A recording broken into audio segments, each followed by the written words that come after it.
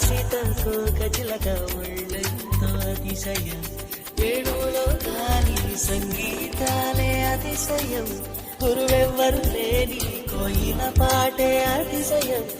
అతిశయమే చెరువుందే నీవేనా అతిశయం వాగిల్లు ఈతలు ఏ జల్లు లేనప్పుడు ముందున్న ప్రేమేగా అతిశయం